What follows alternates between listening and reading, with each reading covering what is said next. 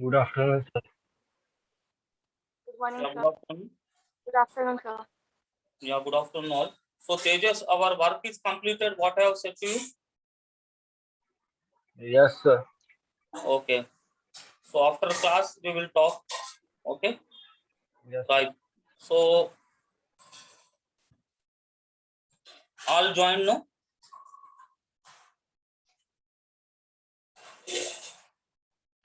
Right. Listen here. Suppose if you are joining by new names, you inform me. If I found new names means I have to remove them. So suppose our students only sometimes join by some other devices due to some issues. So you can say to me, sir, I am Anisha, or I am so and so. I am joining with my father's mobile or mummy mobile or whatever. Okay, that is not a problem. Our problem is others must not join unrelated to our school.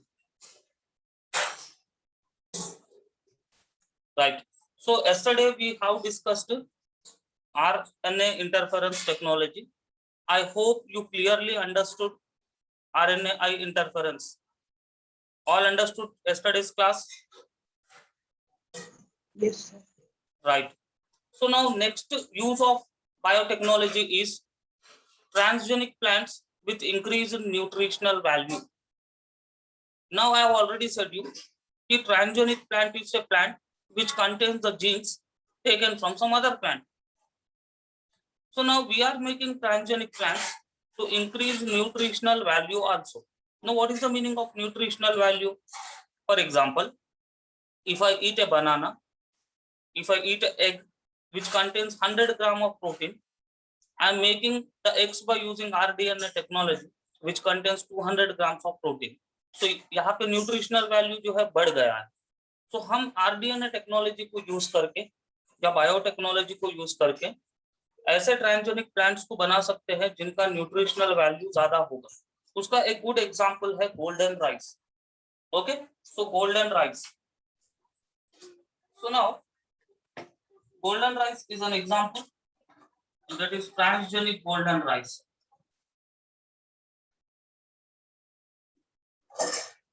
Okay, now this transgenic golden rice which is available in market, okay, it is obtained from a country known as Tapai, from a city known as Tapai.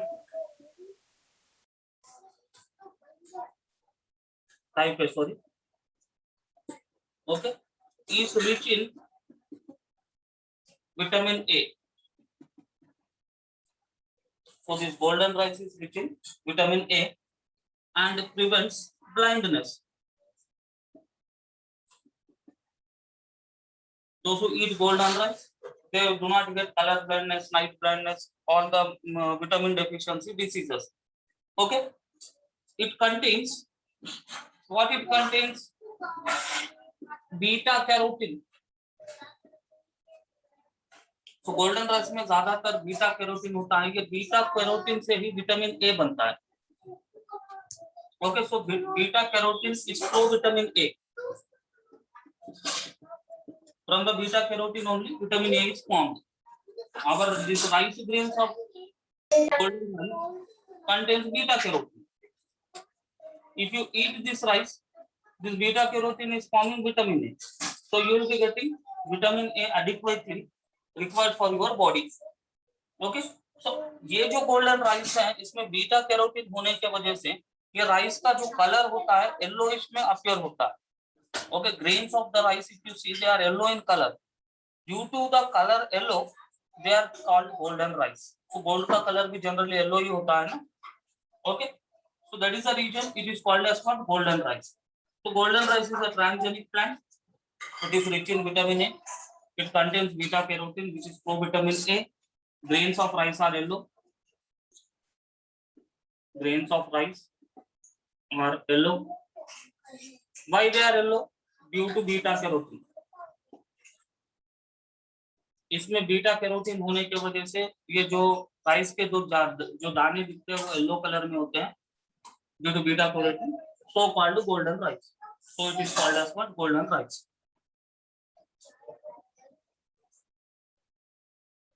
Golden rice मतलब अभी सोना नहीं है, ये सोने के जैसा colour होता है इसका। ओके, ये राइस को जब हम देखते हैं तो इसका सोने के जैसा कलर होता है। क्यों सोने के जैसा कलर है? क्योंकि ये राइस के दानों में जो है बीटा कैरोटीन होता है, इसलिए इसको golden rice we are saying. Understood no? So golden rice के कंजप्शन से हमें विटामिन ए भरपूर मिलता है। अगर आप लीफी वेजिटेबल्स भी नहीं खाते हो, अगर for example if you are in a desert areas, leafy vegetables आपको नहीं मिलेंगे। यदि आप गोल्डन राइस का यूज करते हो तो you will get vitamin A adequately needed for the body. Clear?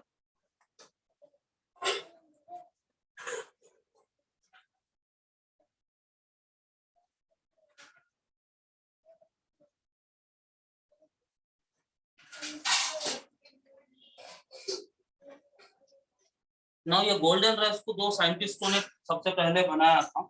It was made और it was created by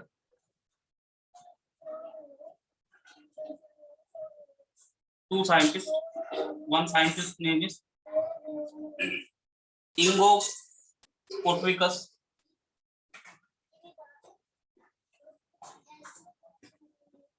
This is the one scientist name, Ingo Kotricus, and Peter Beyer.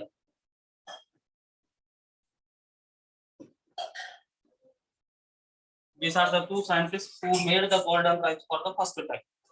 Okay, understood? So this you have to remember about the golden rice. Very, very important.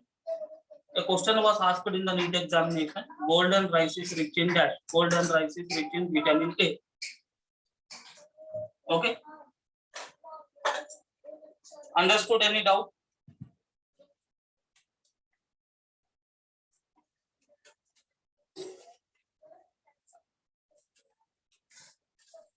No, sir.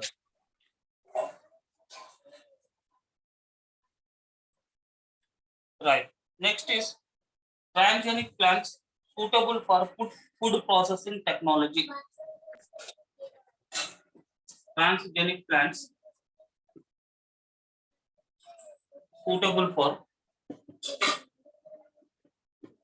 food processing technology.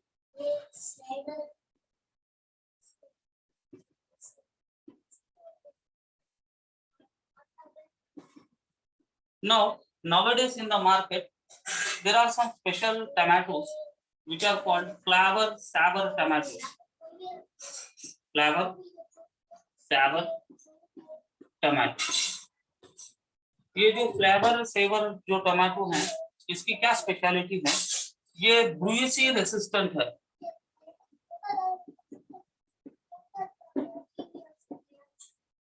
मतलब damage resistance.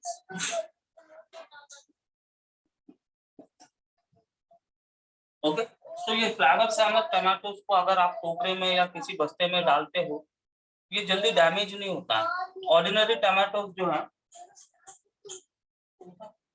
Ordinary tomatoes जो है, they will be, what you can say, they will be damaged very easily because in the transport, जब आप when you transport the tomatoes in lorries, you can see that near about 1 to 2 kgs tomatoes will be damaged due to धक्का मुक्की। But ये जो flavour saver tomatoes की speciality क्या है? ये ब्रूइस रेसिस्टेंट है। ब्रूइस रेसिस्टेंट मतलब डैमेज रेसिस्टेंट है। ओके, ये इनकी एक स्पेशलिटी है। और इनकी और एक स्पेशलिटी है, फ्लेवर सेवर टमाटो की और एक स्पेशलिटी है delayed ripening. Delayed ripening. Okay, for example, let us think that कौस्तुभ ने 100 किलो टमाटे लिए। कितने किलो? 100 किलो। अब कौस्तुभ क्या किया? गोल बाजार में बैठ गया, राइट? अब आज क्या डेट है? वेडनेसडे है, संडे आ गया, फिर भी उसके टमाटो सिर्फ 25 किलो बिके। 25 किलो ही सेल हो गए, 75 किलो उसके हाथ में है। अब ये कितने, अगर ये जल्दी नहीं बिकेंगे तो क्या होगा? क्या प्रॉब्लम होगा? आप सोचो, अगर ये टमाटे जल्दी अगर सेल नहीं होते हैं तो क्या होगा? सड़ जाएंगे। टमाटे पूरे खराब हो जाएंगे, सीधी बात है। तो टमाटे पक पक के पूरे सड़ जाएंगे, फिर खराब हो जाएंगे। इसका मतलब ये जो है फार्मर्स के लिए या टमाटे बेचने वालों के लिए बहुत बड़ा नुकसान हो सकता है। क्योंकि कोई भी टमाटा हो 5 दिन अच्छा स्टेबल रहता है, फिर उसके बाद वो पकना उसका स्टार्ट हो जाता है। अब ये फ्लेवर सेवर जो टमाटो है जल्दी नहीं पकता है। अब लाल रंग का जो टमाटो है एक 10 दिन तक एज इट इज रहता है, उसके बाद ये फिर पकना स्टार्ट करता है। अगर ऑर्डिनरी टमाटो है तो 4-5 दिन में वो पक जाएगा, बट फ्लेवर सेवर टमाटो जल्दी नहीं पकता है। जल्दी नहीं पकने की वजह से क्या है, लॉस जो है ज्यादा नहीं होता है। तो ये डिलेड राइपनिंग मतलब it will not ripe quickly. Natural tomato will ripe very quickly, but Flavr Savr tomato जो कि ट्रांसजेनिक टमाटो है ये जल्दी पकता नहीं। तो जब हम होल बाजार में देखते हैं टमाटोज को सेब के जैसा होते हैं, you might have seen 10 rupees kg like apples they will appear.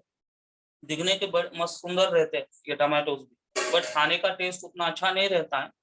और उसको अगर आप कुकिंग करते हो तो वो टमाटो जल्दी गलते भी नहीं है ऑयल में। ये कभी आपने एक्सपेरिमेंट किया क्या?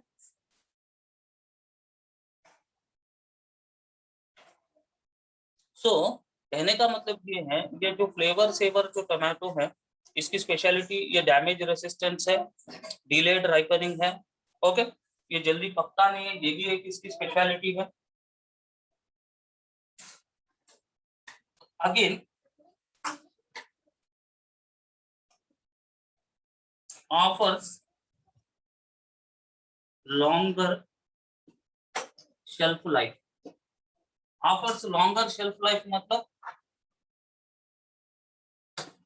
ज्यादा दिन ताजा रहना। ओके, तो ये जो अपना फ्लेवर सेवर टमाटो है बहुत सारे दिन ये ताजा रहता है, इसको हम बोलते हैं शेल्फ लाइफ। इसका शेल्फ लाइफ ज्यादा होता है, मतलब ज्यादा दिन ये ताजा रहता है। ऑर्डिनरी टमाटो 2-3 दिन के बाद फिर वो मुरझाना स्टार्ट होता है। ओके, ये भी इसकी स्पेशलिटी है ना। ये टमाटो का राइपनिंग क्यों होता है? ये टमाटो का राइपनिंग इसीलिए होता है कि ये टमाटो जो है, ये टमाटो है, मान लो ये इसका वॉल है, सेल वॉल है। ओके, ये सेल वॉल जो है पेक्टिन से बना हुआ है, राइट। ये सेल वॉल जो है पेक्टिन से बना हुआ है। एक एंजाइम होता है पीजी। ये पीजी एंजाइम जो है ये सेल वॉल को डिग्रेड करता है। ये सेल वॉल को क्या करता है? डिग्रेड करता है, जिसके वजह से टमाटो जो है पक जाता है। टमाटो पकना क्यों पकता है? जब पीजी एंजाइम टमाटो का जो सेल वॉल है उसको डिग्रेड करता है, जिसके वजह से टमाटा जो है पक जाता है। अब टमाटो के राइपनिंग को या टमाटे के पकने को हम कैसे प्रिवेंट कर सकते हैं, आप बताओ थोड़ा।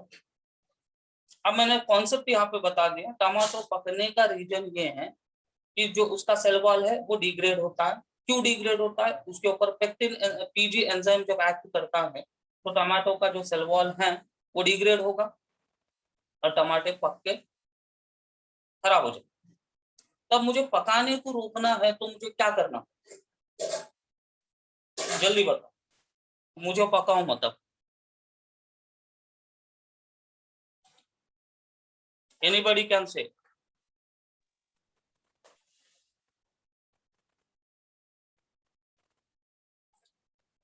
Any idea?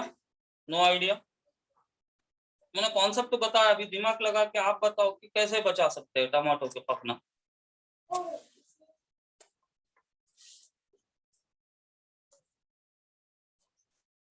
सीधी बात है, अगर पीजी एंजाइम का काम को मैं रोक दूंगा, अगर पीजी एंजाइम को मैं साइलेंस करूंगा तो ये जो पीजी एंजाइम है सेल वॉल को अटैक नहीं करेगा। Very good. If PG resistant chemical is used, ripening can be prevented. Absolutely perfect. So Palak answer is absolutely correct. अब ये पीजी एंजाइम को अगर मैंने रुका दिया, मान लो मैंने पीजी एंजाइम को साइलेंस कर दिया तो टमाटो नहीं पकेगा। अब पीजी एंजाइम को साइलेंस करने के लिए मैं आरएनए इंटरफेरेंस टेक्नोलॉजी को यूज करूंगा। यूजिंग आरएनए इंटरफेरेंस टेक्नोलॉजी मैं पीजी एंजाइम को सप्रेस कर दूंगा और टमाटा जो है ज्यादा दिन तक ताजा रहेगा। जल्दी वो पकेगा नहीं। तो ये है फ्लेवर सेवर टमाटो की speciality. Okay, now that point also I am writing here. So fruit, ये ripening of tomato, ripening of tomato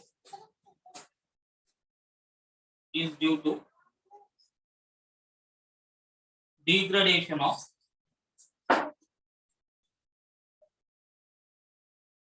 pectin cell walls by an enzyme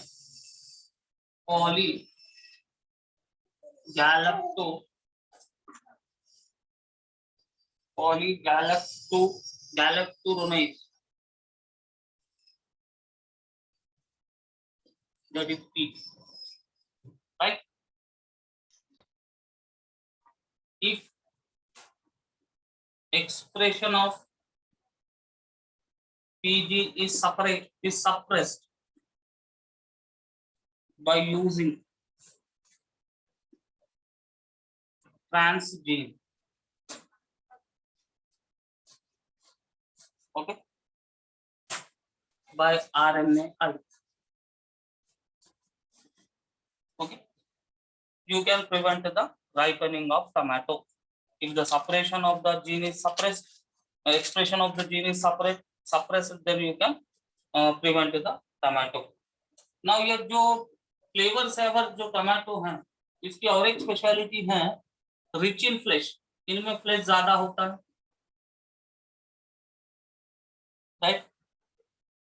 delayed ripening भी होता है, ट्रांसपोर्ट रेसिस्टेंट भी है, रूसी resistant भी है। तो फूड टेक्नोलॉजी में हम बायोटेक्नोलॉजी को यूज करके ऐसे बहुत सारे वेजिटेबल्स या फ्रूट्स को बना सकते हैं जो ज्यादा दिन तक स्टेबल रहेंगे। ये एक अपना एप्लीकेशन हो गया बायोटेक्नोलॉजी में। So we have discussed that applications of biotechnology in agriculture. In agriculture we discussed 3 types of agriculture: agrochemical agriculture, organic farming, and genetically engineered based agriculture. In that we have discussed making pest resistant plants using rDNA technology. So biotechnology is used to make pest resistant plants, nematode resistant plants, tobacco, Incognitia we studied. We also studied pest resistant plant example BT cotton, BT tomato, BT soybean, BT rice, like that way. We studied nutritional value. Biotechnology is also used to increase nutritional value. Good example, golden rice. Lastly, we studied food processing technology. So biotechnology can be used to increase the life of certain fruits, vegetables, and certain, what you can say, plants also. So in that we have studied about flavor saver tomato. Now the next part is applications of biotechnology in medicine. So how we are making medicines, therapeutics, all the things by using biotechnology. COVID vaccine, which is made recently, Covishield, Covaxin, how they are made? They are made by using biotechnology only. So biotechnology has applications in medicine also. Now, what are the applications of biotechnology in medicine? Let us discuss now. If these points are clear, then I will go further. You answer if these points are clear, then only I can proceed further.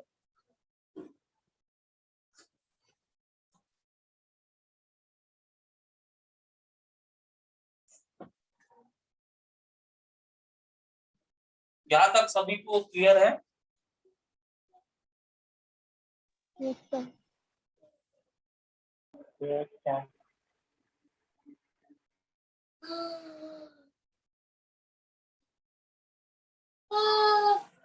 Okay. Now applications in medicine. So medicine में क्या क्या applications होते हैं देखेंगे। medicine at present अब तक 30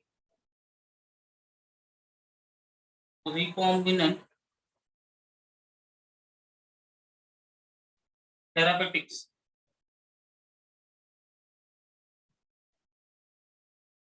have been approved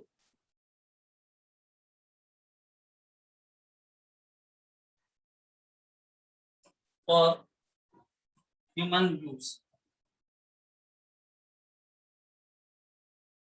all over the world. ये बहुत इंपॉर्टेंट पॉइंट है। आरडीएनए टेक्नोलॉजी मतलब बायोटेक्नोलॉजी को यूज करके हम 30 डिफरेंट टाइप्स ऑफ मेडिसिन को बनाए हैं, जो all over the world approve भी किए गए और all over the world use भी कर रहे हैं लोग। ओके, जैसा कोविशील्ड, कोवैक्सीन, ये भी एक आरडीएनए टेक्नोलॉजी को यूज किया गया तो वैक्सीन है। उस तरह से मतलब जब बुक लिखा गया था उस, अभी तो बहुत सारे नंबर बढ़ गया है, जबकि बात कर रहा हूं मैं, तो 30 रिकॉम्बिनेंट थेरापेटिक्स को अभी तक बनाया गया, अप्रूव भी किया गया और यूज भी हो रहा है। बट इंडिया में, in India 12 are been used. ये 30 में सिर्फ 12 हमारे देश में यूज किए जा रहे हैं। Okay, out of 30 we are using 12 medicines which are made by rDNA technology. Now in these applications of medicine, first we will study genetically engineered insulin. Okay, now you know very well sugar is a very famous disease. Many people are affected by the sugar disease. You know very well sugar is caused due to deficiency of insulin hormone in the body. Now all over the world sugar patients are increasing day by day. So to prevent sugar, insulin which is produced in the body is not sufficient. Now scientists, what they have done, they have prepared artificial insulin by using recombinant DNA technology. Okay, biotechnology को use करके insulin artificially बनाया गया, और जब ये insulin का injection किसी भी शुगर पेशेंट को देते हैं तो उसका ब्लड ग्लूकोज लेवल नॉर्मल हो जाएगा। तो बायोटेक्नोलॉजी का एप्लीकेशन ऑफ मेडिसिन में सबसे पहले हम पढ़ने वाले हैं इंसुलिन बनाना। ओके, बायोटेक्नोलॉजी को यूज करके इंसुलिन को कैसे बनाया गया है उसका हम अभी स्टडी करने वाले हैं। तो सबसे पहले इंसुलिन पहले जो है कैटल और पिग के पैंक्रियास से निकाल के उसको ह्यूमन बींग्स में इंजेक्ट किया जाता। सबसे पहले कैसा सिस्टम था, इंसुलिन को जो है स्लाटर्ड, मतलब फॉरेन कंट्रीज में बीफ और पोर्क कंजप्शन कॉमन है, राइट। सो वो कैटल और बीफ, कैटल और पोर्क मतलब पिग्स के पैंक्रियास से इंसुलिन को एक्सट्रैक्ट किया जाता था। उस इंसुलिन को डायरेक्टली ह्यूमंस में देते थे एज ए इंसुलिन इंजेक्शन, जिसको शुगर होता था। तो अभी प्रॉब्लम ये हुआ था, जब इंसुलिन हार्मोन किसी कैटल या किसी पिग से लिया जाता है या एक्सट्रैक्ट किया जाता है, उस इंसुलिन का इंजेक्शन करने से ह्यूमन बींग्स में कुछ पेशेंट्स को साइड इफेक्ट्स हुए थे, एलर्जीज हुए थे। बात समझ में आ रही? तो सबसे पहले इंसुलिन को कहां से देते थे, इंसुलिन को सिर्फ कैटल और पिग के पैंक्रियास से निकाल के उसको डायरेक्टली ह्यूमंस में इंजेक्ट करते, जिसके वजह से क्या होता था, 100 में 70 पेशेंट्स को ठीक होता था, 30% और 40% और पेशेंट्स को साइड इफेक्ट्स आते थे। खुजाना, सर के बाल झड़ना, पेट में दर्द होना, वॉमिटिंग आना, चक्कर आना, ऐसे पूरे साइड इफेक्ट्स होने लगे। तो फिर साइंटिस्टों ने दिमाग लगाया कि अगर पिग्स और कैटल का इंसुलिन अगर हम देते हैं तो ऐसी प्रॉब्लम है, तो इसका मार्केटिंग ज्यादा नहीं हो। तो फिर 1983 में एलाई लिली, एक अमेरिकन कंपनी है ally lily company, you remember. 1983 में अमेरिका के कंपनी एलाई लिली ने ह्यूमन इंसुलिन को आर्टिफिशियली लेबोरेटरी में बनाया और उसको पैक करके बेचना शुरू किया, और ये आर्टिफिशियल इंसुलिन का नाम लगाया गया Humulin. So Humulin is artificial insulin, और आज जब हम यूज कर रहे हैं वो आर्टिफिशियल इंसुलिन है, it is man made insulin. पहले किसी बकरे का, किसी का इंसुलिन हम लेते थे, अभी रेडीमेड इंसुलिन साइंटिस्टों लैब में बना रहे और उसको मार्केट कर, ये है इंसुलिन की एप्लीकेशन। ओके, ये स्टोरी समझ में आया इंसुलिन का?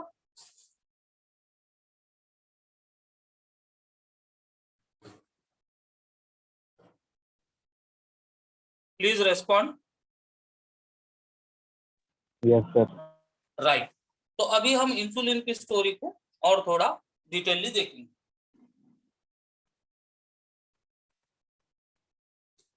So you know very well, ये जो इंसुलिन है, पैंक्रियास जो ग्लैंड्स हैं, पैंक्रियास जो है हमारे बॉडी के, जो पैंक्रियास होते हैं, इसमें एक्सोक्राइन पार्ट होता है, आइलेट्स। ये आइलेट्स जो है इंसुलिन हार्मोन को बनाता है। मैं सिर्फ इंसुलिन की बात कर रहा हूँ, यहाँ पे ग्लूकोगॉन बहुत सारे हार्मोन्स हैं, सिर्फ मैं इंसुलिन की यहाँ पे बात कर रहा हूँ, ठीक है। तो इंसुलिन हार्मोन को ये जो है बनाते हैं। तो इंसुलिन को सबसे पहले जो है दो साइंटिस्टों ने डिस्कवर किया था सबसे पहले। Okay, insulin was discovered by two scientist, that is Bayer and Best. So Bayer and Best were the two scientists who have first of all discovered the insulin. Okay, discovered by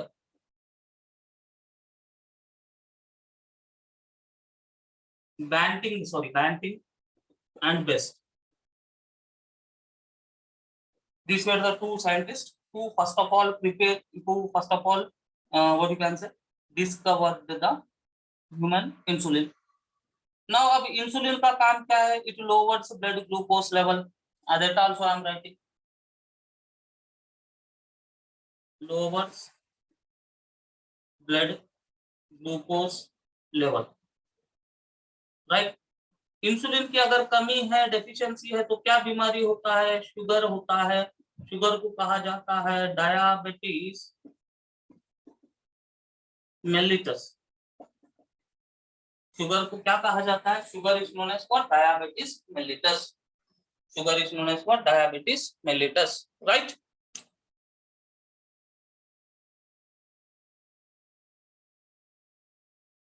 You are able to see clearly? Yes, sir. Right.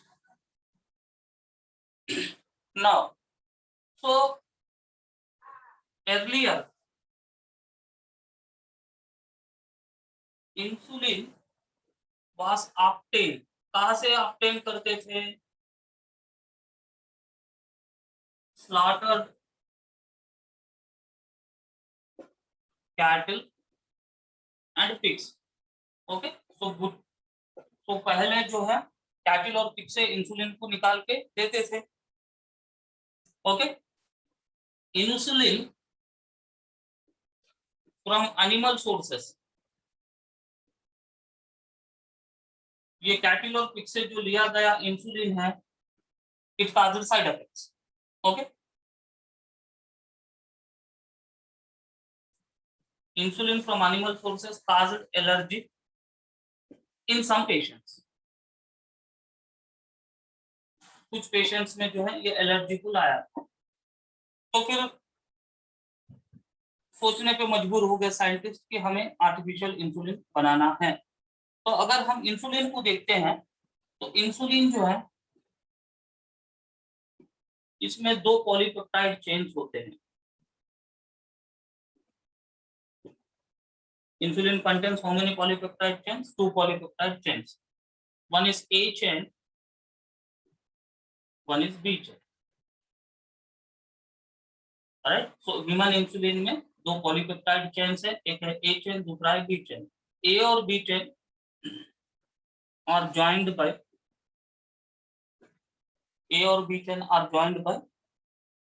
two disulfide bonds. Clear? So insulin जो है उसमें ए chain है और B chain है, और ए और B chain जो है, ये ए चेन है, ये बी चेन है, ये ए है, ये बी है। इसमें दो डाइसल्फाइड बॉन्ड्स होते हैं, ये फर्स्ट डाइसल्फाइड या second disulphide. Okay, so chemistry is not important. You remember that insulin is having two polypeptide chains, A chain or B chain. Both are joined by two disulfide bonds. Clear?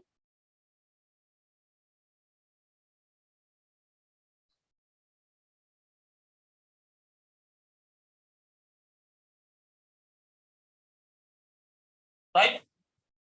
Right. Now human beings में insulin कैसे produce होता है, mammals में या human beings में? तो pancreas जो है सबसे पहले इंसुलिन नहीं बनाते, फर्स्ट स्टेप में प्री प्रो इंसुलिन बनता है। फर्स्ट स्टेप में what is formed, pre pro insulin. ये प्री प्रो इंसुलिन इनएक्टिव है, इसका कोई एक्टिविटी नहीं है, इनएक्टिव है। ये प्री प्रो इंसुलिन जो है प्रो इंसुलिन में कन्वर्ट होता है। ये जो है लेस एक्टिव होता है, ज्यादा एक्टिव नहीं होता है, आपके जैसा है ये लेस एक्टिव। ओके, ये प्री प्रो इंसुलिन इनएक्टिव है, मतलब इसकी कोई एक्टिविटी नहीं है। और प्री प्रो इंसुलिन धीरे धीरे बॉडी में कन्वर्ट होता है इंसुलिन में। इंसुलिन कैसा है, लिटिल बिट वो एक्टिव है। ओके, अब ये प्री प्रो इंसुलिन, ये प्रो इंसुलिन है। प्रो इंसुलिन में क्या है, प्रो इंसुलिन में ए चेन है, बी चेन है और साथ ही साथ एक सी पेप्टाइड भी है। Clear? So pro insulin contains A chain, B chain and C peptide. ये प्रो इंसुलिन में से जब सी पेप्टाइड निकाल दिया जाता है, it will form insulin. This insulin is active. अब इंसुलिन में क्या है, ए चेन है, बी चेन है, joined by disulfide bonds, joined by disulfide bonds। तो हमारे बॉडी में पहले प्री प्रो इंसुलिन बनता, फिर वो प्रो इंसुलिन होता, फिर इंसुलिन होता। तो इंसुलिन में सिर्फ दो चेन है, ए चेन और बी चेन। ये ए चेन और B chain are joined by disulfide bonds।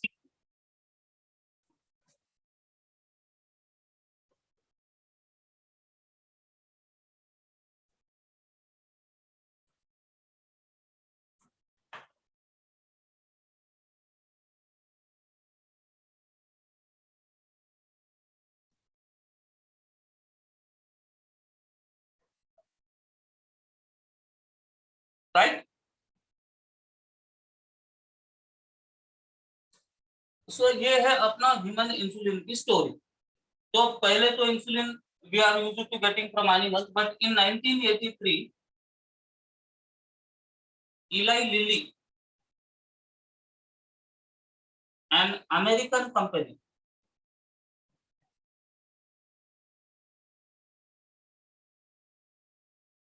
Okay, ये जो अमेरिका वाला कंपनी है, prepared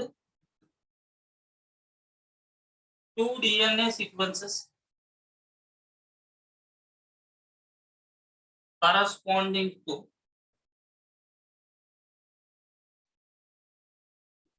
A and B chains। Okay, सो इलाई लिली कंपनी ने क्या किया, दो डीएनए को बनाया। ये डीएनए एमआरएनए बना, ये भी एमआरएनए बना, और ये एमआरएनए से प्रोटीन बना जो कि पॉलीपेप्टाइड है। ये ए चेन है, ये बी चेन है। Understanding the point here no? तो उसी प्रकार से इलाई लिली कंपनी ने दो डीएनए सीक्वेंसेस को बनाया, मतलब दो डीएनए को बनाया जो जिससे कि ए चेन और बी चेन बनता है। राइट? अब ये डीएनए सीक्वेंसेस को उन्होंने क्या किया, ओके, अब ये डीएनए सीक्वेंसेस को उन्होंने ई कोलाई बैक्टीरिया में इंट्रोड्यूस किया। राइट? जैसे ई कोलाई बैक्टीरिया में इंट्रोडक्शन हुआ था डीएनए सीक्वेंसेस का, फिर directly A and B chains बने, ए और बी चेन्स बने। Right? Understood? These chains are combined by two disulfide bonds to form artificial insulin। Okay, to form artificial insulin। ये concept समझ में आया सभी को? Yes. Yes, sir. राइट। अब ये आर्टिफिशियल इंसुलिन जो बनाया गया था लिली कंपनी द्वारा, उसका नाम उन्होंने लगाया ह्यूमुलिन, याद रखो। तो आर्टिफिशियल इंसुलिन जो इन्होंने बनाया उसका नाम उन्होंने दिया ह्यूमुलिन, और ये ह्यूमुलिन में 51 अमीनो एसिड्स होते हैं। ये पॉइंट याद रखो।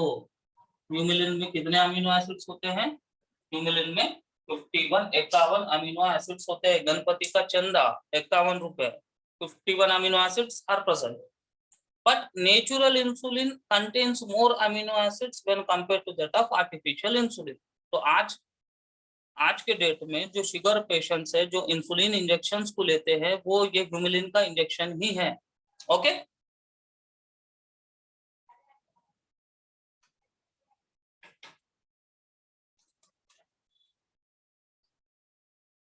right. This is the applications in medicine. First application. Second is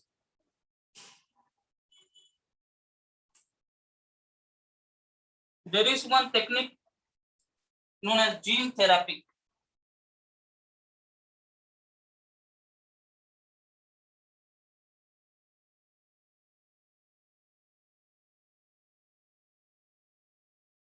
Now, what is this technique means? Let us think that in a cell, this is a chromosome, this is a gene. This gene is defective.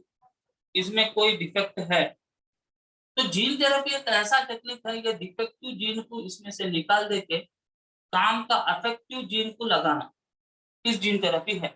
Understand?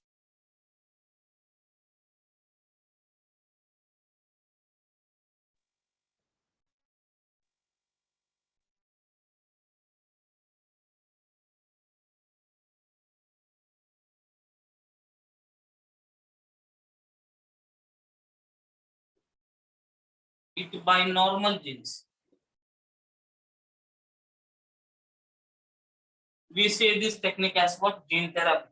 So removing the defective gene and adding the normal gene is known as what? Gene therapy. मेरे पास दो apples है, एक खराब Apple है, एक अच्छा Apple है। खराब एप्पल को निकाल देके अच्छा एप्पल लगाना जीन थेरेपी है। मतलब खराब जीन को निकाल के नॉर्मल वाला जीन को लगाना ही जीन थेरेपी है।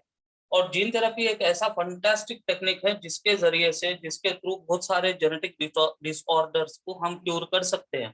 बट हर एक जेनेटिक डिसऑर्डर जीन थेरेपी से क्योर नहीं होगा। कुछ ऐसे भी जेनेटिक डिसऑर्डर्स है जिनको हम जीन थेरेपी यूज करके क्योर कर सकते हैं। जीन थेरेपी जो है बहुत कॉस्टली प्रोसेस है। आप तो बात समझ रहे होंगे कि जीन थेरेपी जो है 10-15 रुपए वाला प्रोसेस नहीं है, बहुत महंगा प्रोसेस है।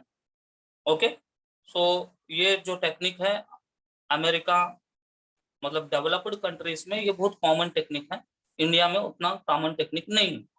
ओके, ये जीन थेरेपी है। तो अभी जीन थेरेपी को सबसे पहले 1990 में हुआ था फर्स्ट क्लिनिकल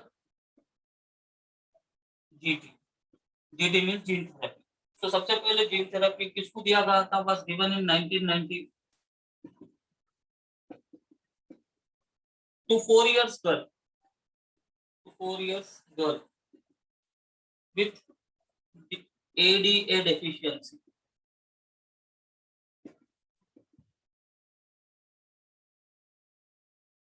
तो ADA का मतलब होता है एडिनोसिन डीअमीनेज। ये एक एंजाइम है। तो ये 4 ईयर गर्ल्स में ADA डेफिशिएंट था, मतलब एडिनोसिन डीअमीनेज एंजाइम डेफिशिएंट था। तो एडिनोसिन, फॉर एग्जांपल, एडिनोसिन डीअमीनेज क्यों बनता है? क्योंकि एडिनोसिन डीअमीनेज एंजाइम बनाने के लिए एक जीन होता है। ये जीन जो है एडिनोसिन डीअमीनेज एंजाइम को बनाता है। अगर मान लो ये जीन खराब है तो एडिनोसिन डीअमीनेज एंजाइम नहीं बनता।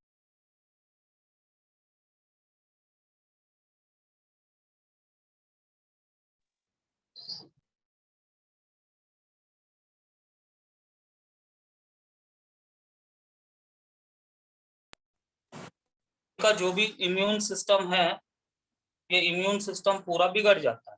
ओके, सो 1990 में गर्ल को ये gene therapy successfully first time किया गया था। उसको क्या बीमारी था? उसको बीमारी कुछ नहीं था, उसको एडीए एंजाइम की डेफिशिएंसी थी।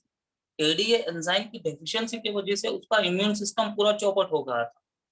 Okay, understanding?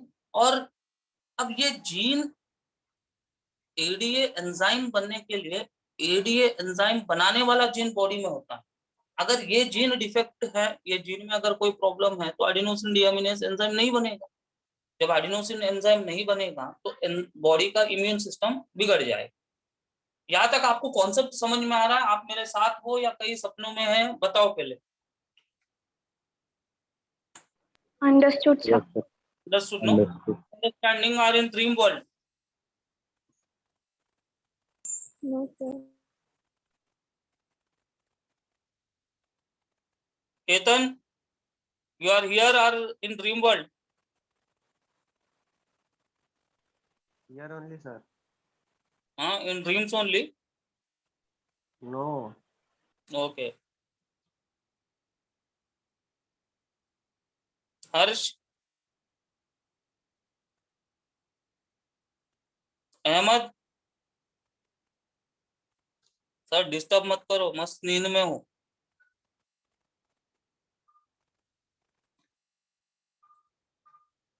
ओके,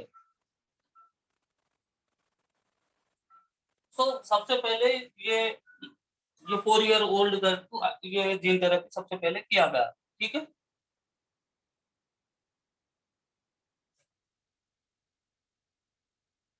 सो ये जो एंजाइम है it is crucial for immune system. तो बॉडी का इम्यून सिस्टम बराबर काम करने के लिए ये एंजाइम बहुत जरूरी है। Okay, so this enzyme is crucial for immune system. Clear? अब एडीए डेफिशिएंसी क्यों आता है? caused due to deletion, it is caused due to deletion of gene for ADA। ये भी पॉइंट याद रखो, डिलीशन मतलब निकल जाना। फॉर एग्जांपल ये क्रोमोसोम है, ये एडीए का जीन है। मान लो क्रोमोसोम कट गया, इतना कट गया, तो क्रोमोसोम कैसे बनेगा? अब एडीए जीन तो नहीं रहेगा, तो इसको ही हम बोलते हैं डिलीशन। कटना इज डिलीशन। तो जो एडीए का जीन जिस क्रोमोसोम पे होता है, एडीए का जीन जिस क्रोमोसोम पे होता है, अगर वो क्रोमोसोम कट गया तो एडीए जीन भी उसके साथ निकल जाएगा और उस पर्सन में एडीए की डेफिशिएंसी होगा। So I have wrote that point, caused due to deletion of gene for ADA. Deletion means delete होना, कटना, निकाल देना। Okay, so this is very very very important. It was asked in NEET examination कि सबसे पहले gene therapy कौन से बीमारी को किया गया? सबसे पहले जीन थेरेपी एडीए डेफिशिएंसी को किया गया। एडीए डेफिशिएंसी से क्या होता है? एडीए डेफिशिएंसी से इम्यून सिस्टम चौपट होता है। और सबसे पहले एडीए डेफिशिएंसी किसमें मिला? सबसे पहले 4 ईयर ओल्ड गर्ल में एडीए डेफिशिएंसी था 1990 में, तो उसको जीन थेरेपी करके सक्सेसफुल हुए साइंटिस्ट। बस समझ गए? Yes, sir. राइट।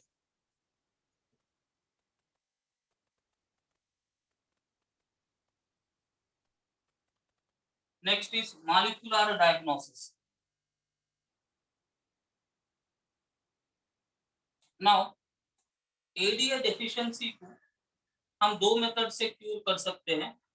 एक है जीन थेरेपी, तो एक मेथड है, और दूसरा मेथड है बोन मैरो ट्रांसप्लांटेशन।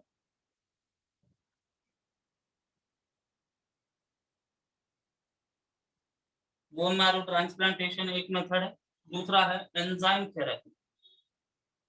ये नाम याद रखो बस, enzyme therapy, that is enzyme replacement therapy. Sorry,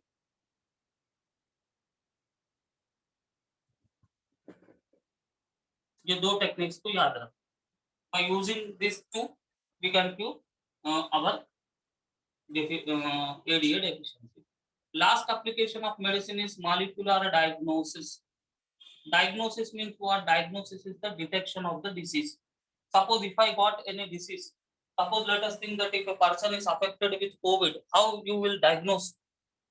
अब उसको कोविड आया बोल के आप कैसा बोल सकोगे? बताओ, किसी पर्सन को कोरोना हुआ तो आप कैसा बोलोगे कि उसको कोरोना हुआ?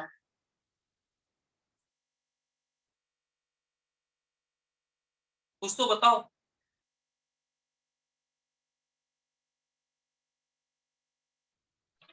ऑक्सीजन लेवल चेक करके।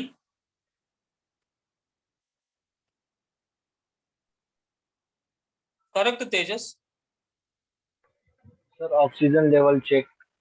ऑक्सीजन लेवल चेक, वो उसके सिम्टम्स दिखेंगे, सब दिखेंगे, ठीक है, उसको कोरोना हुआ, हम ऐसा बोलेंगे। अब मान लो मैं चंद्रपुर आया, मेरे पास ऑक्सीजन लेवल सब सब सब सब ठीक है, तो मुझे कोरोना नहीं है, इसकी क्या गारंटी? मुझे सरकार को, मतलब गवर्नमेंट को क्या बताना पड़ेगा मुझे कोरोना नहीं है बोल? सोचो। Diagnostic test. हाँ, डायग्नोस्टिक टेस्ट। कौस्तुभ है क्या? यस। Right, very good.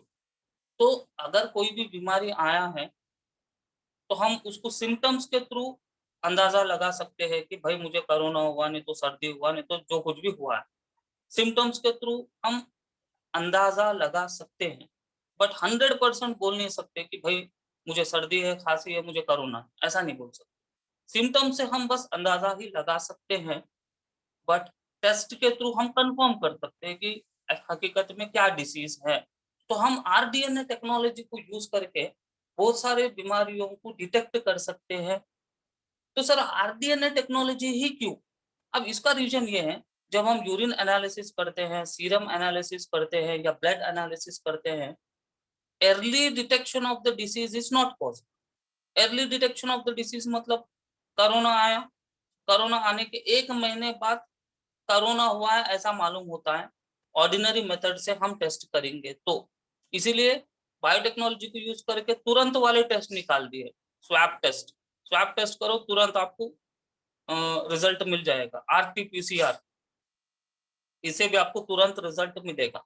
मतलब नॉर्मल देशी घरेलू मेथड से हम अगर किसी भी डिसीज को जानना चाहते हैं तो उसको समय लगेगा, और उस समय ज्यादा अगर लगता है तो इंसान उस समय में मर भी सकता है, राइट। तो इसीलिए अर्ली डिटेक्शन टेक्निक्स बहुत जरूरी है, और early detection techniques molecular biotechnology से ही पॉसिबल हैं। ओके, सो मॉलिक्यूलर डायग्नोसिस मतलब we are how we are detecting the diseases, right. Now early diagnostic techniques.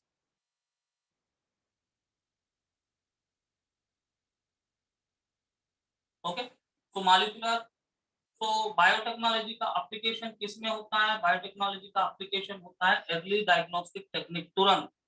Early diagnostic techniques में एक टेक्निक है PCR, polymerase chain reaction, right. It is one early detection technique. RDNA technology, this is also early detection technique. तीसरा है ELISA, this is also early detection technique. PCR, polymerase chain reaction, ELISA, enzyme linked immunosorbent assay and rDNA technology, ये 3 ऐसे techniques हैं जिसके through हम early disease को detect कर सकते हैं। Okay, very low concentration of pathogen can be detected by PCR. अगर अगर बैक्टीरिया या वायरस का ब्लड बॉडी में अगर कम क्वांटिटी भी है, कम कॉन्सेंट्रेशन भी है, तो हम उस पीसीआर को यूज करके उसको डिटेक्ट हम कर सकते हैं आराम से। Okay, very very low concentration of pathogen can be detected by PCR. तो पीसीआर किसमें यूज करते हैं? Detection of HIV. AIDS patients को हम एचआईवी है या नहीं है, we can detect with the help of PCR. Okay, that is a very useful method, and it is also used to detect the mutations of genes. Okay, So PCR is used to detect HIV virus. PCR is also used to detect the mutations of the gene, right? It is used to detect the what? Mutations of the gene. Clear? Now ELISA. What is the full form of ELISA? You remember, enzyme linked immunosorbent assay. This is full form of ELISA. So this ELISA is based on principle of antigen AG antibody AB interaction. So ELISA is based upon antigen antibody interaction. So these are the early techniques, early detection techniques. This is the application of biotechnology in medicine. So biotechnology and its application lesson, what we discussed, the first thing is that with the help of biotechnology, there are 3 research areas in biotechnology. Biotechnology is applicable in most fields like agriculture, molecular diagnostic, transgenic animals, transgenic plants. 3 research areas. There are only 3 options to increase food production. First option is agrochemical based agriculture. Second option is organic farming. Third option is genetically engineered crop based agriculture. Okay. Now when we speak about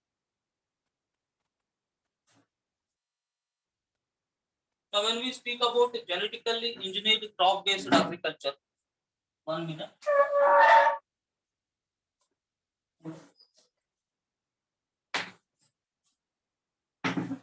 Genetically engineered crop based agriculture, this is the third option.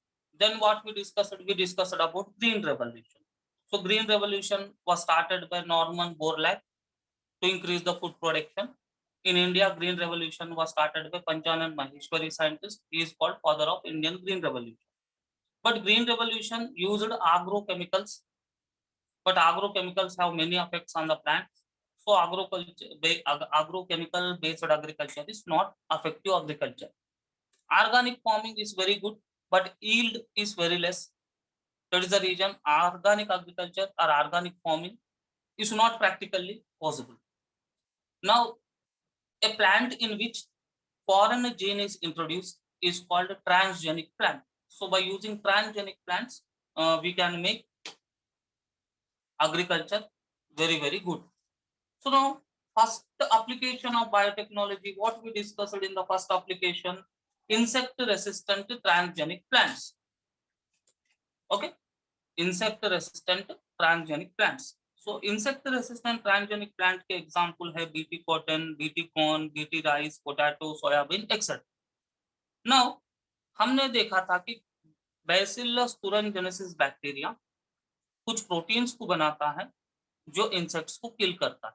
Some strains of Bacillus thuringiensis produce insecticidal proteins that kill some insects such as Lepidopterans, Coleopterans, Dipterians. Right? ये BT जो है protein crystals को बनाता है अपने life में, और ये प्रोटीन क्रिस्टल में इंसेक्टिसिडल टॉक्सिन होता है. राइट नाउ ये जो टॉक्सिन है जिसको कहा जाता है बीटी टॉक्सिन, ये इनएक्टिव फॉर्म में होता है, बट जब ये इंसेक्ट के अंदर जाता है अल्कलाइन पीएच के वजह से वो एक्टिवेट होता है और मिडगट एपिथेलियम सेल्स को बाइंड करता है. मिडगट एपिथेलियम सेल्स पे पोर्स को क्रिएट करता है, स्वेलिंग होता है और इंसेक्ट मर जाता है. तो ये है अपना बीटी कॉटन का, मतलब जनरली बीटी कॉटन फेमस है. ओके नाउ ये प्रोटीन्स बनाने के लिए जो जीन्स है उनका नाम भी दिया गया है CRY1AC, CRY2AB, CRY1AB. Now plants में जब हम एक्सपेरिमेंट्स करते हैं तो एग्रोबैक्टीरियम ट्यूमिफेशियंस बैक्टीरिया को हम यूज करते हैं वेक्टर के जैसा. एग्रोबैक्टीरियम ट्यूमिफेशियम में टीआई प्लाज्मिड होता है. टीआई प्लाज्मिड में ट्रांसफर डीएनए होता है जिसके वजह से क्रोन गॉल डिसीज होता है डाइकोट प्लांट्स में. राइट फिर हमने देखा transgenic plants with increased nutritional value. इसमें एक एग्जांपल है गोल्डन राइस, जो रिच इन विटामिन ए है, इसमें बीटा कैरोटीन होता है, जिसके वजह से ये येलो कलर में दिखता है। फिर हमने देखा आरडीएनए टेक्नोलॉजी यूज करके या बायोटेक्नोलॉजी को यूज करके हम पेस्ट रेसिस्टेंट ट्रांसजेनिक प्लांट्स को भी बनाते हैं। और इसमें हमने पढ़ा कि ये जो निमाटोड इनकॉग्निशिया जो है, जो रूट नॉट डिसीज को करता है प्लांट्स में, स्पेशली टोबैको प्लांट्स में। ओके, ये टोबैको प्लांट्स के रूट नॉट डिसीज होने की वजह से उनका रिडक्शन रुक जाता है। तो आरएनए इंटरफेरेंस टेक्निक का डिस्कवरी किया था फायर एंड मेलो साइंटिस्ट ने एक निमेटोड में, जिसका नाम था साइनोरैप्टाइटिस एलिगैंस। ओके, अब आरएनए इंटरफेरेंस में क्या किया जाता है? आरएनए इंटरफेरेंस एक ऐसा टेक्निक है जिसमें एमआरएनए को साइलेंस किया जाता है डीएसआरएनए को यूज करके। ओके, आरएनए इंटरफेरेंस में क्या होता है? एमआरएनए से डीएसआरएनए को यूज करके। इसका स्ट्रैटेजी क्या है? निमेटोड स्पेसिफिक जीन्स जो है होस्ट के अंदर डाले जाते हैं। ये होस्ट के अंदर निमेटोड स्पेसिफिक जीन्स डालने के वजह से सेंस और एंटीसेंस आरएनएस बनते हैं। ये दोनों ज्वाइन होते हैं, डबल स्ट्रैंडेड आरएनए बनता है, जिसको डाइसर रिकॉग्नाइज करता है। डाइसर इससे बाइंड करता है और इस डबल स्ट्रैंडेड आरएनए को वो काटता है, तो स्मॉल इंटरफेरेंस आरएनएस बनेंगे। एसआईआरएनए में 2 स्ट्रैंड्स है, एक है गाइड स्ट्रैंड, दूसरा है पैसेंजर स्ट्रैंड। फिर डाइसर जब और एक रिस्क कॉम्प्लेक्स से एसोसिएट करता है, राइट, जब इस टाइम पे अगर निमेटोड अटैक करेगा तो वो एमआरएनए बनाएगा। इस एमआरएनए को डाइसर और रिस्क दोनों अटैक करते हैं, इनको गाइड करता है गाइड स्ट्रैंड ऑफ एसआईआरएनए। रिस्क में एगो एंजाइम होता है जो एमआरएनए को डिग्रेड करता है। ये है आरएनए इंटरफेरेंस, राइट। फिर हमने देखा applications of biotechnology in food processing, Flavr Savr tomato, जो ब्रूसी रेसिस्टेंट टमाटो है, बहुत अच्छा टमाटो है, जिसमें पीजी एंजाइम को सप्रेस किया जाता है आरएनए टेक्नोलॉजी को यूज कर। फिर हमने देखा molecular diagnosis, early detection technique, जिसमें है अपना इंसुलिन बनाना, फिर उसके बाद एलाइसा, पीसीआर, उसके बाद gene therapy. This are the techniques. I hope you understood everything. If any questions, you can ask me.